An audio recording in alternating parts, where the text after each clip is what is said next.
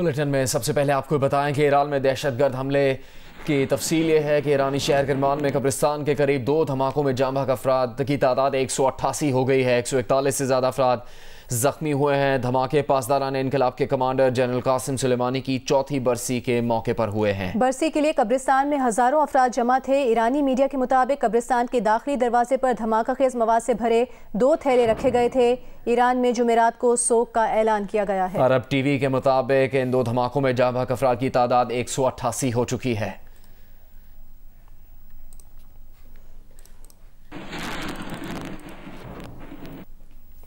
तर्जुमान peoples party के मुताबिक peoples party की सेंट्रल एग्जीक्यूटिव कमेटी ने अपने इजलास में बिलावल भुट्टो जरदारी का नाम वजारत उस्मा के उम्मीदवार के तौर पर मंजूर कर लिया। इजलास में आसिफ अली जरदारी ने पीपल्स पार्टी की तरफ से वजारत उस्मा के उम्मीदवार के तौर पर बिलावल भुट्टो जरदारी का नाम पेश किया था।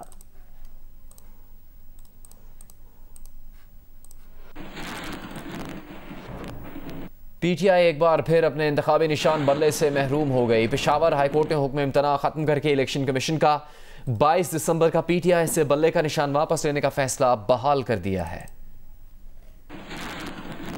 26 दिसंबर 2023 को पेशावर हाई कोर्ट के सिंगल बेंच ने इंटरम रिलीफ देकर पीटीआई इंट्रा पार्टी इंतखाबात के हवाले से इलेक्शन कमीशन का फैसला मुअत्तल किया था, जिस पर इलेक्शन कमीशन ने नजरसानी अपील दायर की। अदालत ने आज फैसला सुनाते हुए हुक्म इम्तना खत्म कर दी। पेशावर हाई कोर्ट ने 6 सफ़ात पर मुश्तमिल तहरीरी फैसले में कहा कि इलेक्शन कमीशन के वकील ने एतराज उठाया कि पेशावर हाई कोर्ट ने दायरे इख्तियार को नजरअंदाज करते और बगैर इलेक्शन कमीशन को सुने हुक्म इम्तना जारी किया था। वकील इलेक्शन कमीशन ने कहा कि ये इंटरम रिलीफ पूरे मुकदमे पर नजरअंदाज हुआ है। पेशावर हाई कोर्ट की हिदायत पर इलेक्शन कमीशन ने 22 दिसंबर को फैसला देते हुए पीटीआई के इंट्रा पार्टी इंतखाबात को कलअदम करार दिया था, जिसके खिलाफ पीटीआई ने पेशावर हाई कोर्ट से रुजू किया था। फैसले के खिलाफ इलेक्शन कमीशन ने ज़िमनी दरखास्त दी थी। सिंगल बेंच ने इंटरम रिलीफ का फैसला तो मुअत्तल किया है, ताहम इलेक्शन कमीशन की दरखास्त पर डिवीजन बेंच को केस भिजवा दिया गया, जिस पर समाअत 9 जनवरी को होगी। कैमरा टीम के साथ मोहम्मद दानियाल अजीज, जियो न्यूज़, पेशावर। और पीटीआई का बल्ले के निशान की वापसी के लिए सुप्रीम कोर्ट से रुजू करने का ऐलान। रहनुमा पीटीआई बैरिस्टर गौहर ने कहा कि सुप्रीम कोर्ट से बल्ले के निशान की वापसी की उम्मीद है, लेकिन बल्ले का निशान ना मिला तब भी पीटीआई इलेक्शन जरूर लड़ेगी। अडयाला जेल के बाहर मीडिया से गुफ्तगू में बैरिस्टर गौहर ने कहा कि उनका वोटर पीटीआई उम्मीदवारों के अलग अलग निशान से इलेक्शन लड़ने पर कंफ्यूजन के शिकार होगा, पार्टी को नुकसान होगा। उन्होंने इलेक्शन कमीशन से पीटीआई को बल्ले की जगह कोई और कॉमन निशान देने की दरख्वास्त भी की। सुप्रीम कोर्ट ने हुकूमत से तहरीरी जमानत मांग ली कि आज के बाद मजीद कोई फर्द लापता नहीं होगा। लापता अफराद के केस में मिसिंग पर्सन कमीशन की तफसीलात तलब कर ली। वजारत दाखिला और वजारत दिफा से जवाब तलब कर लिया। सुप्रीम कोर्ट ने बलोच मुजाहिरीन पर डंडे बरसाने को तनकीद का निशाना बनाया, कहा उन्हें एहतजाज का हक है। सुप्रीम कोर्ट अब खुद बलोच मुजाहिरीन का मामला देखेगी।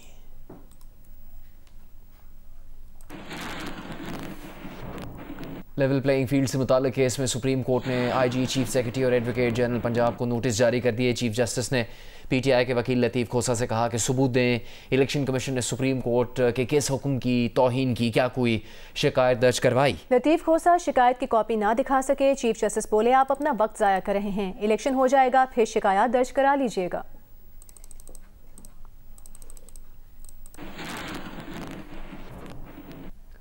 सदर नून लीग शहबाज शरीफ ने कहा है कि अवाम की परेशानियों के खात्मे की जामी मनसूबाबंदी कर ली है। 4 साल में हुई तारीखी तबाही ठीक करने में वक्त लगेगा। वो लाहौर में लीगी रहनुमा अब्दुर्रहमान कांजू, राना मुनव्वर गौस, अमानत शादी खेल और सेनेटर आजम नज़ीर तारर से गुफ्तगू कर रहे थे। शहबाज शरीफ ने कहा कि अवाम को इंतखाबात में वादे तोड़ने वालों और वादे निभाने वालों में फ़र्क का इजहार करना होगा।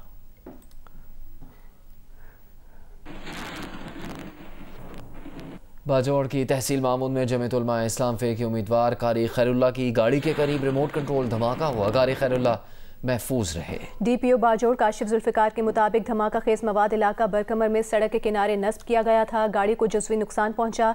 धमाके में कारी खैरुल्लाह महफूज रहे। कारी खैरुल्लाह हल्का PK 19 से JUI फे के उम्मीदवार हैं। वाक़े के बाद पुलिस ने इलाके में सर्च ऑपरेशन शुरू कर दिया है।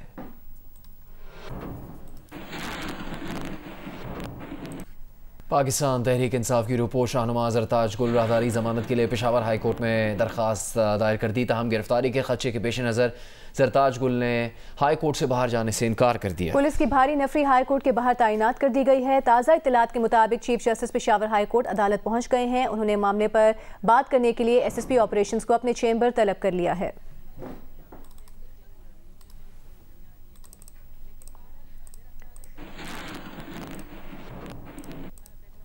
गैर मुल्की ब्रॉडकास्ट राइट्स होल्डर कंपनी को रकम की अदायगी में ताखीर की वजह से सरकारी टीवी पर पाकिस्तान और ऑस्ट्रेलिया के दरमियान तीसरे टेस्ट की नशरियात मुअत्तली का शिकार है।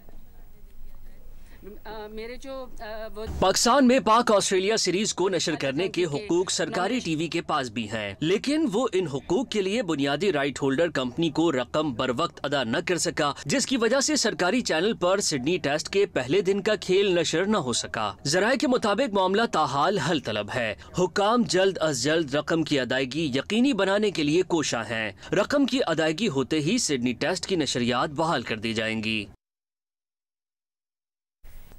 नेपरा ने गुज़िश्ता माली साल की तीसरी सहमाही एडजस्टमेंट के तहत के इलेक्ट्रिक की दरख्वास्त पर फी यूनिट बिजली ₹2.87 महंगी करने की मंजूरी दे दी। इजाफे का इतलाक के इलेक्ट्रिक सारिफीन पर नहीं होगा। इसी सहमाही के लिए अथॉरिटी अक्सा टैरिफ पॉलिसी के तहत कराची के सारिफीन के लिए फी यूनिट बिजली पहले ही ₹1.25 महंगी करने की मंजूरी दे चुकी है, मगर नया साल बिजली के हवाले से कराची के शहरियों के लिए काफ़ी मुश्किल है। जनवरी से मार्च तक कराची के शहरियों के लिए 4 मुख्तलिफ सहमाही एडजस्टमेंट्स की वजह से मजमूई इजाफी बोझ ₹6.15 फी यूनिट हो जाएगा। ₹1.52 का सरचार्ज शामिल करने के बाद ये इजाफी बोझ ₹7.67 फी यूनिट तक पहुँच जाएगा।